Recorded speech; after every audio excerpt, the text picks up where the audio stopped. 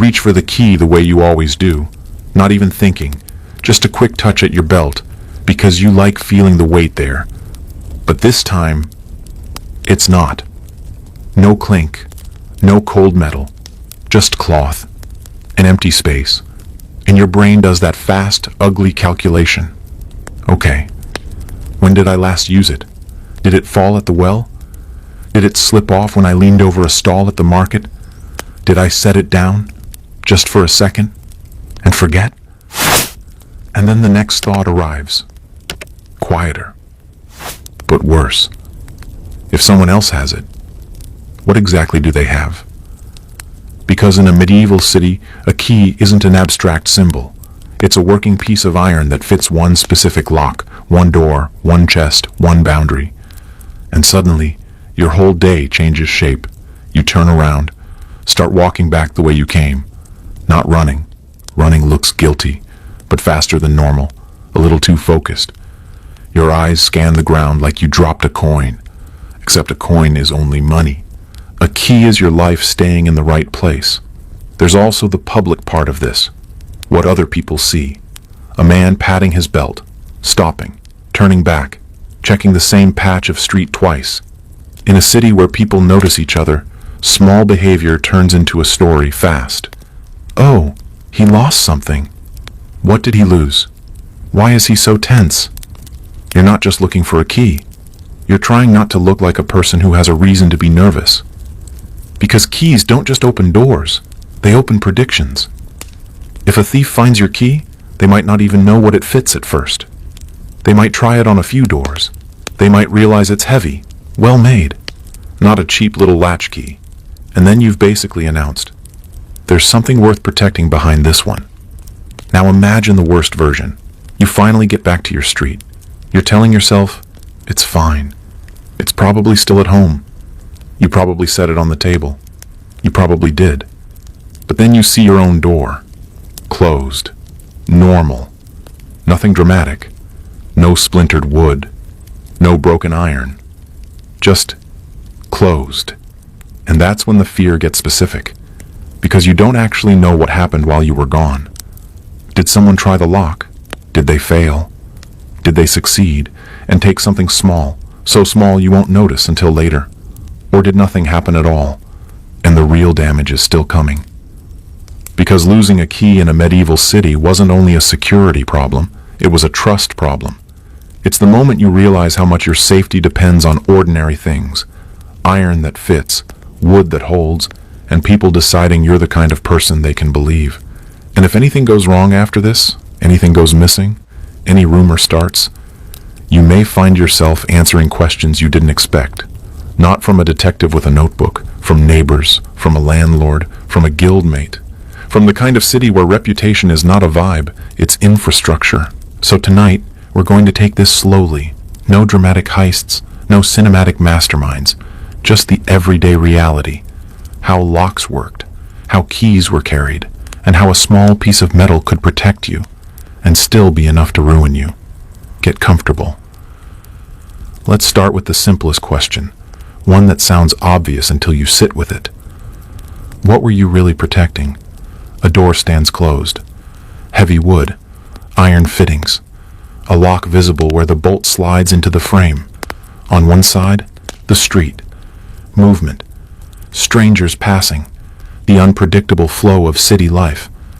On the other side, a workshop, tools arranged carefully, materials stored, the space where a craftsperson earns a living. The lock is what separates these two worlds. But what is it actually protecting? Your first thought might be things, the physical objects inside, tools that cost money, raw materials, finished goods waiting to be sold, and yes, those matter. A weaver's loom represents years of income. A carpenter's saws and planes might be hard to replace without real expense. A goldsmith's materials, precious metal, stones, are literally wealth. Losing these objects to theft could cripple you, set you back months, force you to borrow money you can't easily repay, or end your ability to work. So the lock protects your livelihood, the means by which you survive. But there's something else. Something that isn't stored on a shelf. The locked door protects your standing, your reputation in the community. Because people notice routines. They notice whether your door is locked when it should be, whether you're careless or careful, whether you do what everyone is expected to do at closing time. An unlocked workshop at night raises questions, not always accusations, just doubt. Why would he leave it open? Is he careless? Is he desperate? Is he hiding something? Or is he expecting someone? A locked door is a statement. It says, I'm responsible. I'm protecting what's mine. I'm not inviting trouble. Fail to lock up, and you invite a different kind of loss. Not coins, but confidence. And in a medieval city, confidence is practical. Reputation determined whether people would lend you money, extend credit, do business on your word, testify for you if you were accused of something, damage your reputation, and you damage your future. The lock helped maintain it.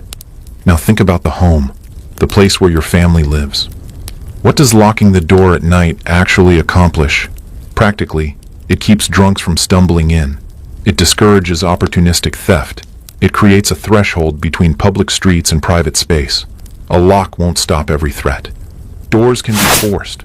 Hardware can be damaged. Nothing is invincible. But most trouble isn't a siege. Most trouble is casual. Someone trying handles, someone acting on impulse, someone looking for the easiest door, not the hardest one. The lock filters out low-effort danger, and often that's enough. But there's something deeper too. Behind that locked door, your family can exist without performing for the street.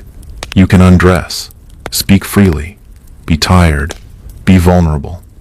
The lock creates private space. Not just walls, but a kind of permission to breathe. Your food stores live behind that locked door too. Grain, salted meat, cheese, ale, whatever you've managed to put aside. That food is survival, especially in winter, especially in years when harvests are poor and prices rise. Losing it isn't an inconvenience. It can mean hunger. So you lock the door. You lock the pantry if you have one. You protect what keeps you alive. But not everyone had the same protection. A wealthy merchant might have locks on multiple doors, front, back, interior rooms, a locked strong room for valuables, several chests with different locks for different things. His keys hang from his belt, visible proof of authority and wealth. Everyone can see. This person controls access. At night, he might have a servant check closures, shutters, bars, bolts, walking the house with practiced steps. He sleeps behind layers. A laborer lives differently. One door, one simple lock if he's saved enough. Maybe just a wooden bar. Shutters that latch but don't always truly lock. He does his own checking. No servants, no extra layers. He secures what he can and sleeps knowing that if someone is determined and unlucky things line up, a door can be forced. He also has less worth stealing, which is both comfort and sadness. Thieves might pass him by, but he also can't afford better protection. Walk down a street at dusk and you can see the gap. Some doors have quality ironwork, strong locks, bars on ground floor windows. The architecture itself announces, wealth lives here, and it's defended. Other doors are simpler, cheaper hardware, minimal reinforcement. They announce something different, not much here and not much defense. This inequality wasn't invisible. It was built into the city, right at hand level, in every doorway. The lock, then, protected different things for different people. For some, wealth, goods, precious objects. For others, basic food, minimal possessions, the thin margin between fine and ruined. But for everyone, the lock protected something intangible, the feeling of having done what you could. Because medieval cities were never perfectly safe. Crime happened. Locks failed. People lost property despite precautions. But precautions gave you agency. You couldn't eliminate risk, but you could reduce it. You could make yourself a harder target. You could do the normal things that signaled you belonged among careful people. The lock was one of your tools for that. Small, imperfect, but yours. The key hangs from a leather cord at your belt. You hear it sometimes when you move. A small clink, metal on metal as it swings. It's always with you. It has to be. This key opens your workshop, your home, the chest where you keep coins and important papers. Lose it, and you're locked out of your own life. So you become aware of it in a strange, constant way. You touch it without thinking. Check that it's still there. You notice if the weight at your belt feels wrong. The key becomes part of your body, an extension, a tool you don't think about until you need it, and then you need it badly. Medieval people carried keys differently depending on who they were and what they needed access to. A guild master might have several keys: workshop, guild hall, storage rooms, funds, documents. They hang together on an iron ring attached to a belt with a cord or chain. The weight is noticeable. The sound is distinctive. Everyone knows this person holds responsibility. A master craftsperson typically carries fewer keys, maybe two, one for the workshop, one for home. Still visible, still marking property and authority. And yes, women often carried keys too. Household keys, pantry, linen storage, chests, rooms where supplies were kept. In many homes, managing domestic space meant managing access. Servants usually didn't carry a master's main keys, except in narrow, specific roles earned over time. A long-serving, trusted servant might be given one key to one place because the household needs work to happen without the master opening every door. That's not a casual gesture. It says, "I trust you with access." Apprentices usually didn't carry keys to the main workshop or house. They lived under supervision, worked under supervision. Their access was mediated by someone else's permission.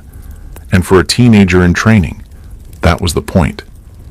Later, when someone moves into more independent work, gaining a key to their own chest, their own room, their own rented space, it can feel like crossing a line, from dependent to responsible.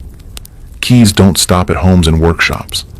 An innkeeper might keep many keys, one for each guest room, plus storage areas, cellars, private rooms. He learns them by touch, by weight, by feel. This is his business, managing access. Guild wardens carry keys to guild buildings and stored equipment, and often to chests holding funds or documents. These keys come with the position. When the term ends, the keys pass on. They aren't yours. You're their temporary custodian. Parish officials and church staff have keys too. To the church, side chapels, storerooms. Those keys don't just protect objects. They protect boundaries. They say, this space is set apart, not for casual entry. And all of this makes one thing obvious. Keys are never just tools. They're status, responsibility, trust. They tell the city who you are. Keys get lost. It happens. A chord phrase. A ring opens. You brush past a card in the market and don't notice the weight at your belt has changed, until your hand reaches down and finds nothing but cloth. The reaction is immediate. You stop walking.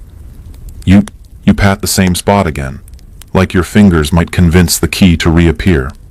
Then you turn around and retrace your steps, slower now, listening for that tiny clink on stone. Sometimes you find it. A stallholder has set it aside. A neighbor recognizes it. A child is holding it like treasure, proud to be helpful. Relief hits so hard it's almost funny. And sometimes you don't. Then the problem splits into two: access and worry. Access first. If your door is locked and you're outside, you need help. Maybe you've arranged a spare with someone you trust. Maybe you haven't. If you haven't, you go to a locksmith, not to break in, but to be let back into your own life without destroying your door. Worry second. Even if a random key is unlikely to fit a random lock, losing one still feels like losing control. You don't know whose hands it passed through. You don't know who saw it, or remembered it, or kept it. The safest fix is a new lock. New key. The old one becomes a useless bit of iron, but that costs money, and money isn't always waiting.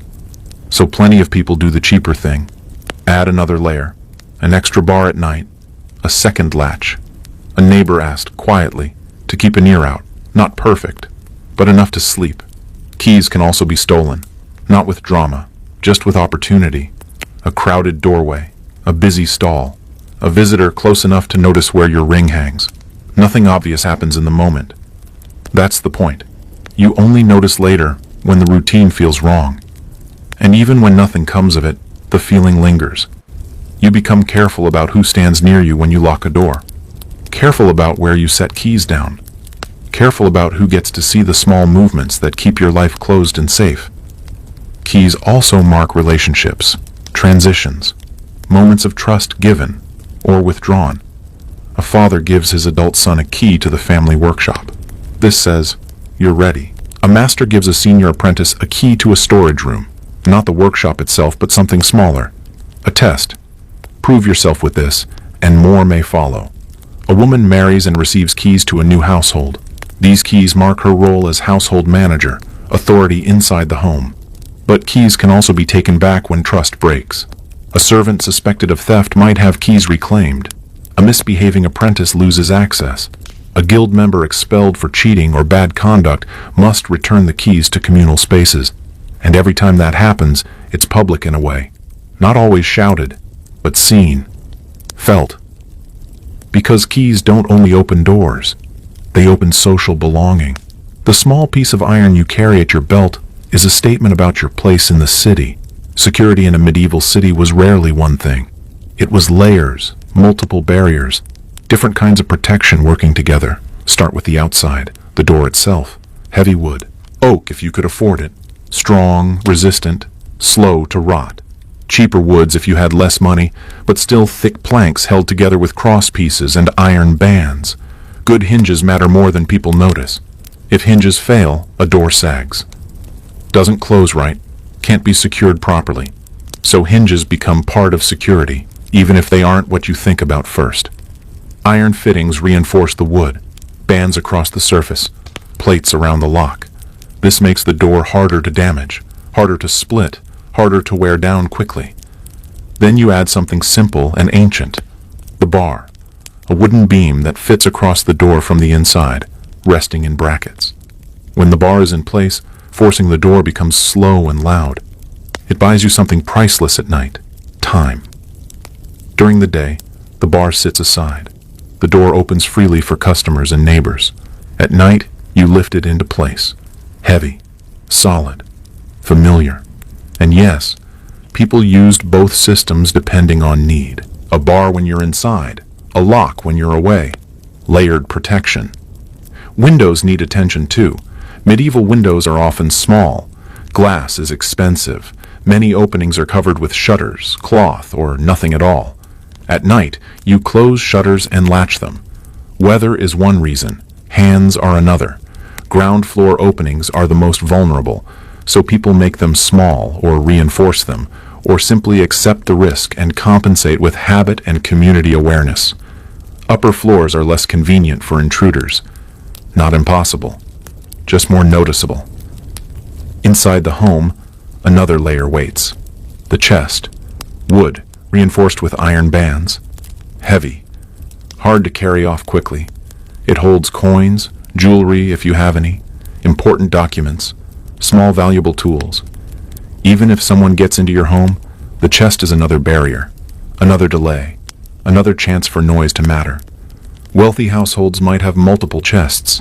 Poor households might have one simple box. Either way, it's the same instinct: split risk, slow theft, buy time, lose the chest key, and you can lock yourself out of your own savings. And that's part of what makes keys stressful. They protect you, but they also bind you to the object that opens the protection. These physical barriers work better when embedded in something social. A neighbor knows your routines. When you're usually home, when you're usually out.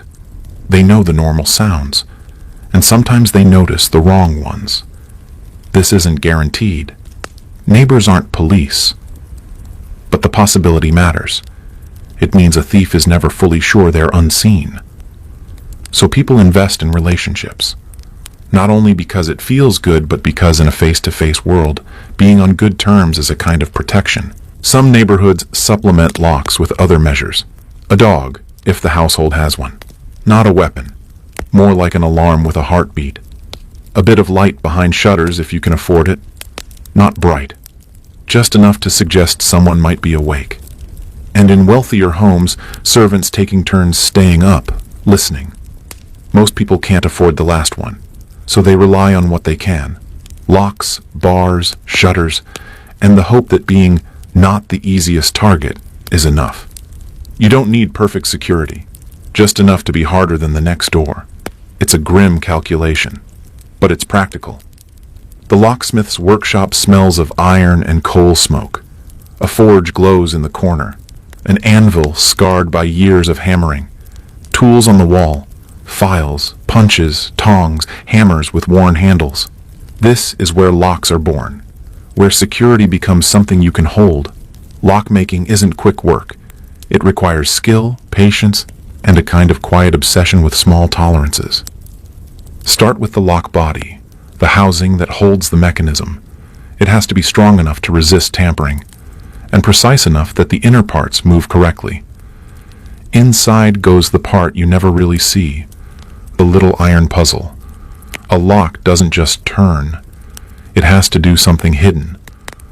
A key slides in, and as you rotate it, it nudges small pieces into the one arrangement that lets the bolt move. When it's right, the bolt glides. When it's wrong, even slightly, it refuses. That's why making a good lock isn't quick work. The parts have to fit closely, but not so tight they seize. They have to move reliably, but not loosely.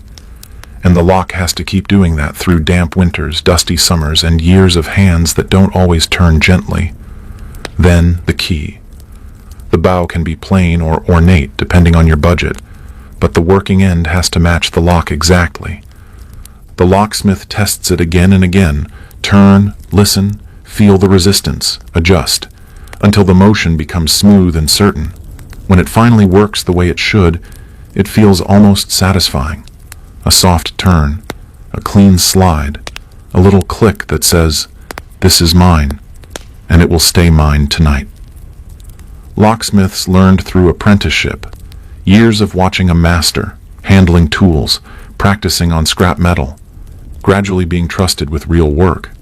You start with heat and cleaning and filing, then simple parts, then assemblies, and eventually, complete locks under supervision. Much of the knowledge isn't written down, it's demonstrated. Judging metal temperature by color, feeling when a fit is right, learning how small errors become big failures. By the time you finish training, you can make a lock, but earning trust takes longer. Customers want locks from locksmiths they trust, so new locksmiths begin with repairs, small jobs. Gradually build a name, reputation becomes your real capital. Locks cost money. Not unimaginable money, but enough that they feel like a purchase, not an afterthought. Some people buy simple locks, practical, plain. Some pay for better ones, smoother, sturdier, sometimes decorated.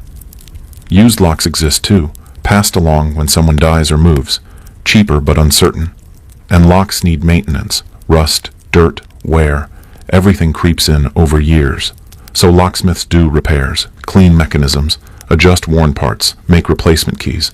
Which means the locksmith isn't only a metal worker, he becomes part of the neighborhood's security ecosystem, someone you return to, someone who knows your door, and that creates a quiet tension. You need the locksmith, but you're also trusting him with knowledge about your security. Most locksmiths protect their reputation fiercely. It's their livelihood.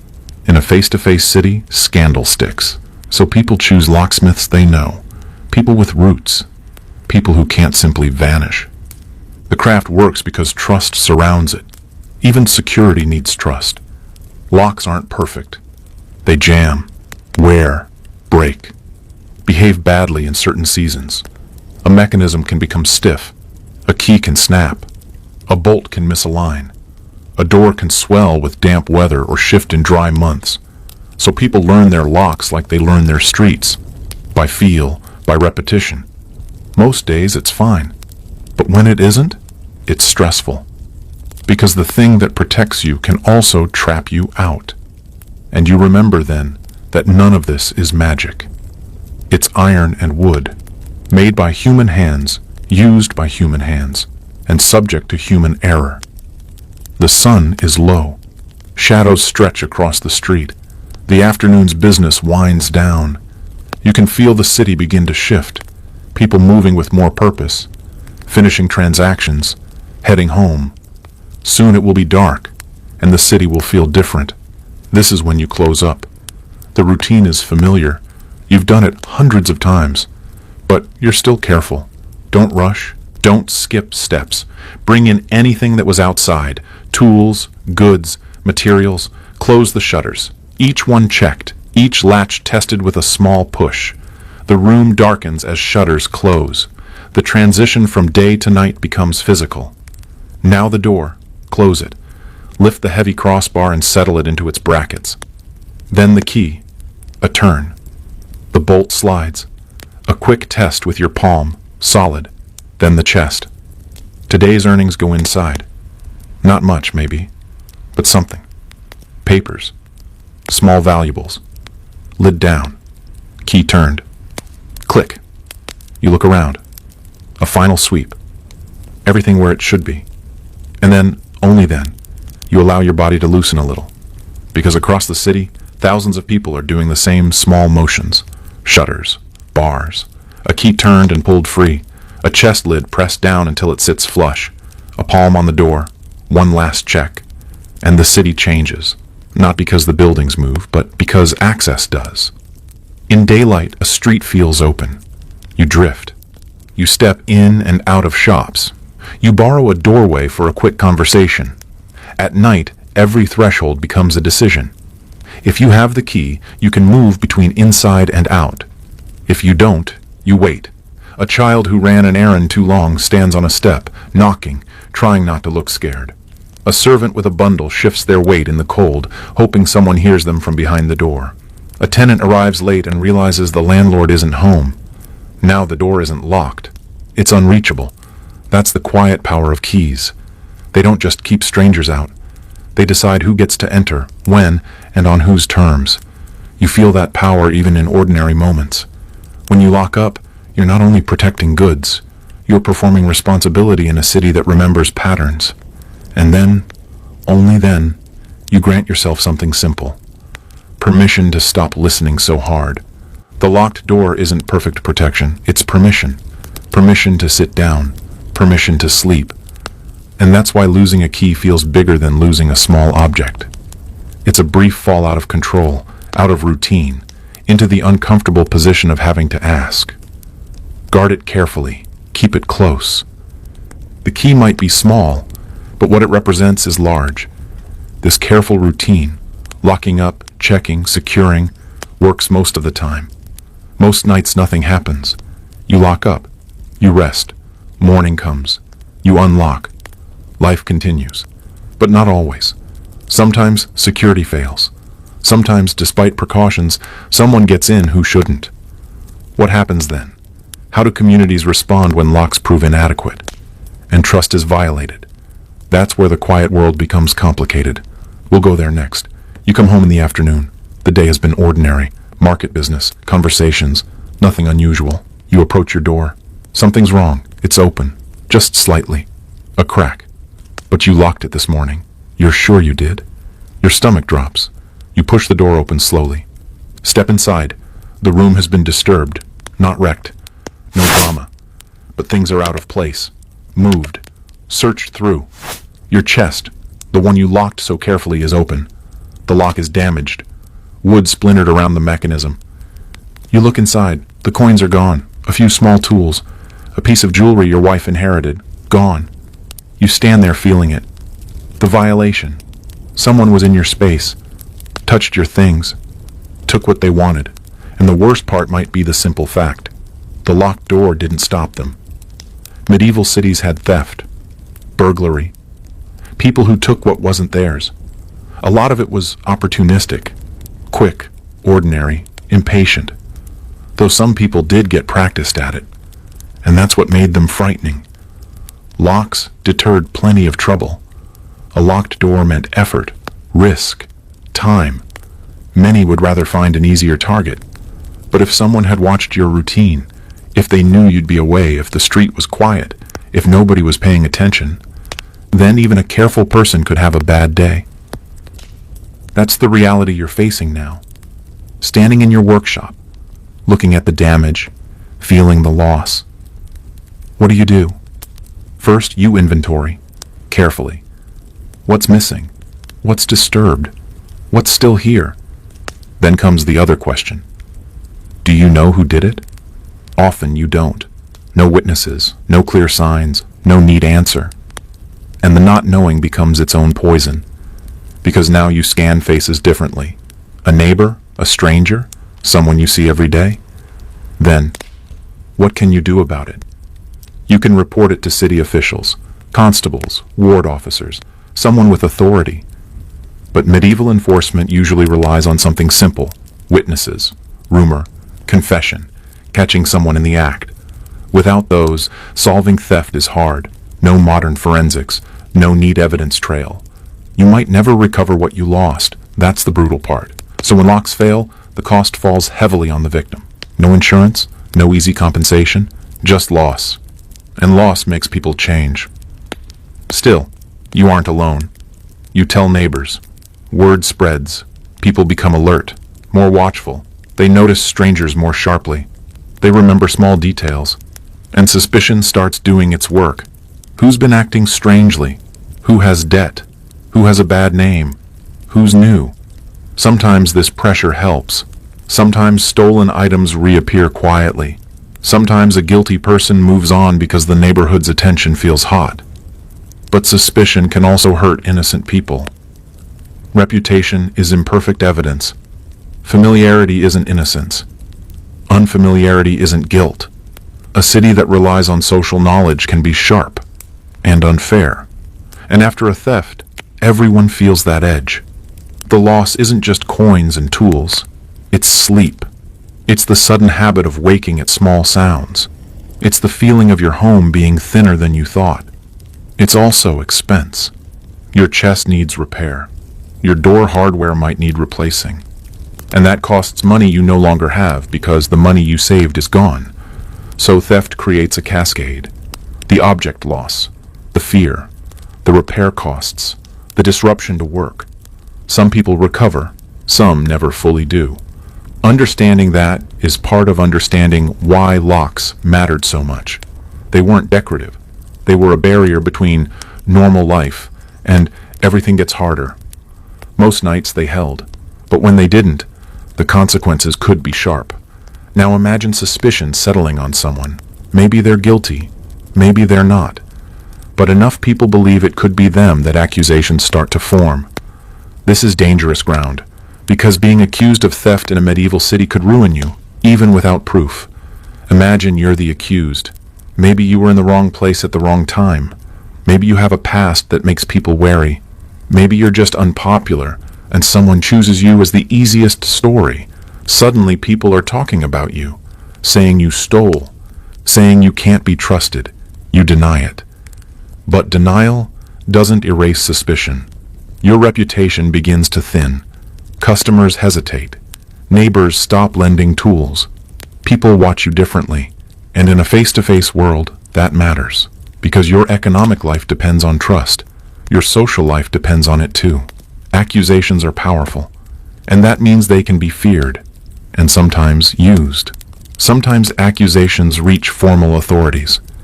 A victim files a complaint, names a suspect. What happens varies by city and period, but certain patterns show up often. Officials ask questions. What was taken? When? Why do you suspect this person? The accused is questioned too. Where were you? Who can vouch for you? Often there's no clear evidence either way. One person's claim against another person's denial. And then credibility matters. Who is believed? Who has standing? Who is known as reliable? This can make justice unequal. People with wealth and connections often have more benefit of the doubt. Outsiders and the poor can be more vulnerable to suspicion. Not because the law is always written that way. Because communities are human, and humans treat status like evidence.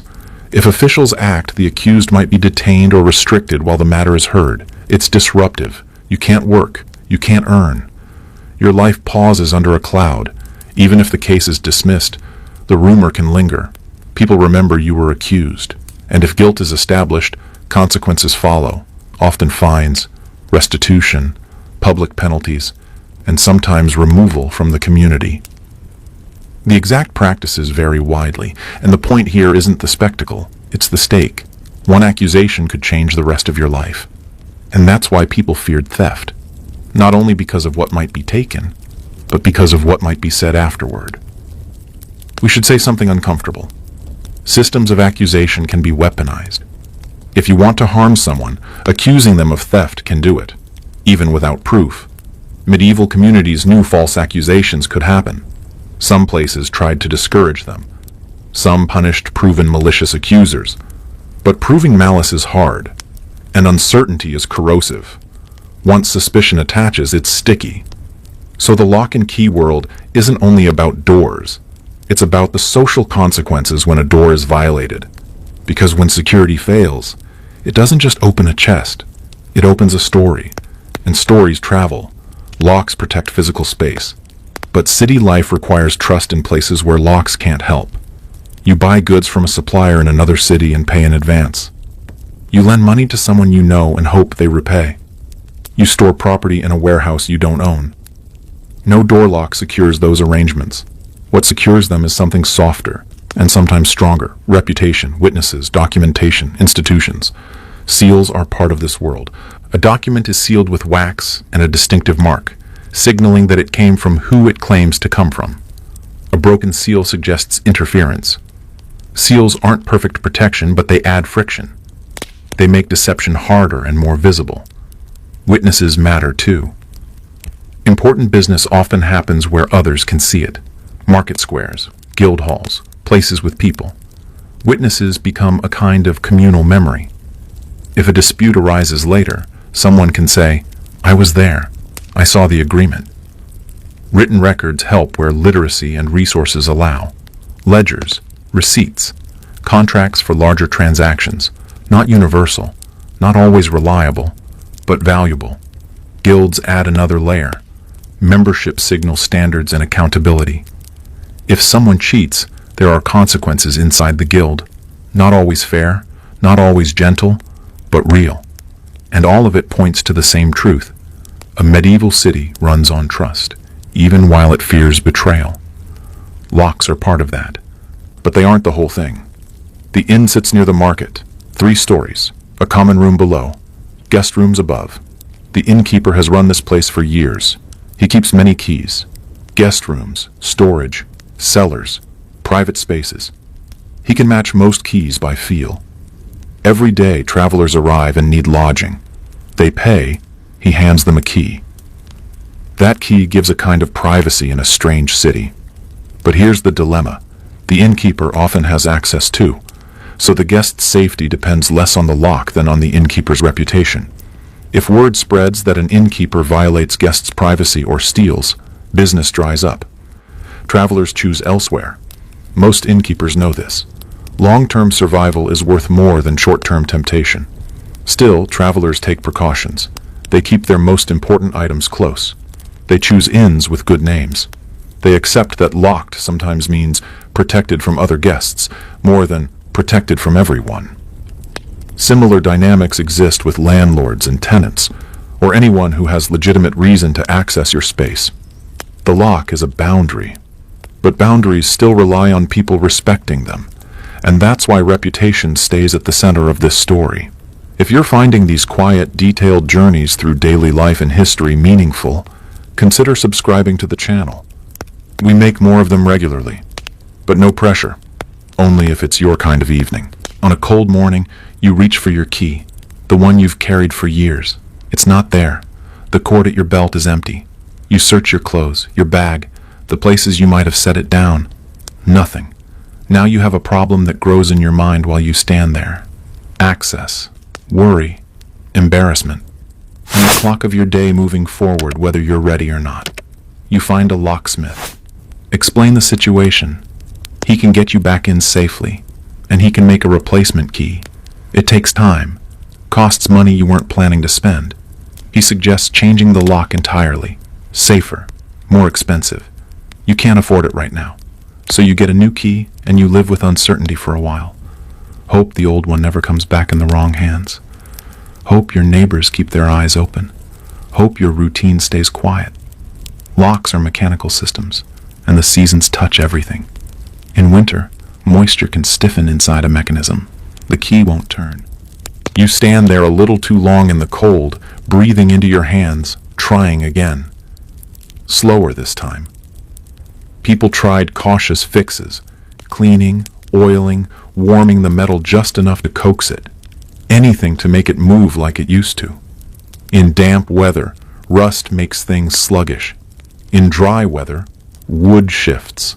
A door swells or shrinks by just enough to make the bolt feel off. So you learn your lock the way you learn your street, by feel, by repetition, by small adjustments. The system requires local knowledge, not just a key, but this key, in this door, in this season. A lock is only as strong as what it's attached to. A well-made lock on a tired, soft door can be a kind of costume. Under real stress, the wood can crack, frames can give. Hardware can pull loose if it was installed cheaply or neglected too long. Better installations try to protect weak points. More reinforcement, sturdier frames. Cheaper ones live closer to the edge. And sometimes people don't lose security to skill. They lose it to ordinary human error. A rushed morning, a forgotten step, a moment when the routine slips. The ideal security system combines hardware, habit, neighbors, institutions, and enforcement. In practice, all of these have gaps. People live inside those gaps. And yet, cities function. Not because they're perfectly safe. Because most nights the ordinary systems hold. 2 doors, same street, 50 feet apart. But they tell different stories. The first door is heavy oak. Iron fittings polished until they gleam. The lock looks well made. The keyhole is clean. Bars cross the ground floor window opening. The whole facade says, "Wealth lives here. Security is taken seriously." The second door is cheaper wood, weathered. The lock is simple, functional but basic. No bars on the windows, just shutters that don't sit perfectly anymore. The facade says, "Working people live here. We do what we can." These 2 doors represent different relationships to risk, different resources, different vulnerabilities. Behind the wealthy door lives a merchant. His home holds valuable inventory, cash, documents, goods that travel. He and his household manage many keys, many rooms, many thresholds. At night, there are layers, sometimes even another person awake. Behind the simpler door lives a shoemaker. 1 key, 1 main door, a bar at night, a small chest maybe, or just a box. He checks shutters and climbs upstairs to sleep. If someone wanted to cause trouble badly enough, trouble is possible. But he's not the richest target. He's hoping to be passed over. Between those extremes live most people. Skilled trades, modest comfort, constant calculation. They can afford decent locks, not the best. They maintain them when they can, replace them when they must. And in hard times, bad harvests, rising prices, unrest, those people feel the city tighten. More suspicion, more desperation, more petty crime. Not always, not everywhere, but often enough to be part of the background fear. The lock works best in normal times, when the city's stress is low, when the bargain of trust still holds. Walk through a city long enough, and you start to notice patterns. Some streets feel watched, others feel anonymous. Some districts have more people who know each other. Others are crowded enough that faces blur. And that matters, because physical security and social awareness reinforce each other. A good lock helps. A watchful street helps. Neither is perfect alone. That's why people keep investing in both. Hardware and relationships, because neither can fully replace the other. Now imagine you're a master craftsperson, 20 years in your trade, respected, established. You own your workshop. You have apprentices. You serve on a guild council. You carry several keys. Workshop, home, storage, maybe a guild building. Each key is responsibility. The workshop key means you're responsible for tools, materials, work in progress. The home key means your family's safety and privacy. The storage key means inventory and capital. The guild key means collective trust, and the keys weigh on you. Not just physically, though the ring is real, but mentally. You check for them without thinking. You're careful about who sees them. You think about routines. You think about what happens if the wrong person gets access. Keys are power, but they're also a burden. Your youngest apprentice watches you. He has no keys to the important doors. He dreams of the day he will. To him, the key looks like freedom, independence, becoming a person who controls a threshold. He doesn't yet feel the other side, the anxiety when you can't immediately locate it, the cost when hardware fails, the need to be careful every day, forever. The key gives agency, but it can steal peace, and there are people for whom keys feel heavier. A widow inherits keys from a husband who managed security with money and status she no longer has. A steward carries keys inside a wealthy household and knows he'll be suspected first if anything goes missing. People given access without full protection, power without safety. Keys can elevate you, and they can make you vulnerable. That's the strange tension at the center of this story. Late afternoon, golden light. You lock your workshop, the familiar routine. Key in, turn, bolt slides. You test the door. Solid. But as you walk home, you're thinking about something else. A customer hinted your work might be slipping. A rumor about someone's debt. A whisper about someone being not trustworthy. Your lock secures tools and timber and cloth and coin, but it can't secure your reputation. It can't protect you from words. And so much of medieval life depends on things that can't be locked. Credit, trust, promises, neighbors who choose to care, stability that can fray during hard years. Even daylight, something you don't own, makes you safer. Darkness arrives anyway. Health too. If you can't work, you can't maintain your security. If you can't earn, you can't replace what breaks. Time will take your keys eventually. They pass to other hands. Your control ends. These aren't failures of lock-making. They're reminders that security is always partial. Still, evening comes, and the city settles. Doors close. Bars drop. Keys turn. 1,000 tiny clicks, quiet domestic sounds, stacking into the city's nighttime posture. A merchant turns his key and feels satisfied. A laborer drops a wooden bar and tests it. Good enough.